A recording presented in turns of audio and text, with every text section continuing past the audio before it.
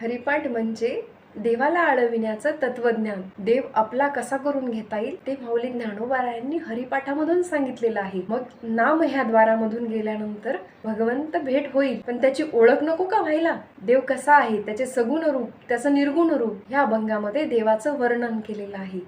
त्रिगुण सार निर्गुण हे सार, सारासार विचार हरिपाठ. त्रिगुण म्हणजे त्रिगुण रहित देव आहे, त्रिगुणाच्या पलीकड आहे. त्रिगुण कुठले आहेत? रजगुण, तमगुण आणि सत्वगुण याच्या पलीकडे देव आहे, म्हणजे त्रिगुण रहित आहे. हे असार आहे, हे महत्वाचं नाहीये, म्हणून तर देव प्रकृतीच्या पलीकडे आहे. कसा आहे मग तो? निर्गुण सार आहे, निर्गुण निराकार आहे तो. आणि माऊली म्हणतात सारासार विचार हरिपाठ.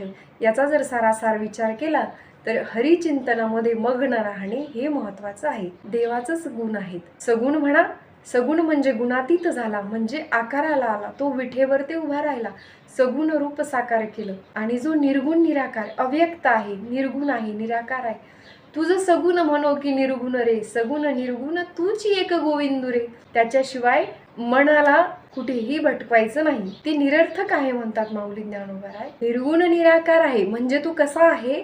अव्यक्त आहे, निराकार आहे. जो अव्यक्त आहे, अमूर्त आहे, तो आपल्या डोळ्यांनी दिसू शकत नाही. 11व्या अध्यायामध्ये गीतेमध्ये विश्वरूप दर्शन देताना अर्जुनाला देखील दिसला नाही. तो कसा? दिव्य दृष्टी द्यावी लागली तेव्हा दिसला. म्हणजे तो कसा आहे? अव्यक्त आहे. म्हणजे हे निर्गुण निराकार स्वरूपाचंच वर्णन आहे. नवता काळा गोरा खुजान ठेंगाना, होता स्वरूप सुंदर सावळा देखणा.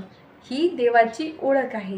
रंग नाही, रूप नाही, नाही वर्ण छाया, निर्गुण निराकार तो एक रघुराया. हे अव्यक्त वर्णन आहे, तो व्यक्त करता येत नाही. परंतु जिथून चराचर, चर आणि अचर हे भगवंताचंच भजन करत आहेत, आणि मीही तेच करतोय माऊली म्हणतात. आणि ते सुद्धा सांगतात की माझ्या ध्यानी मनी, माझ्या अंतरंगामध्ये फक्त कोण आहे?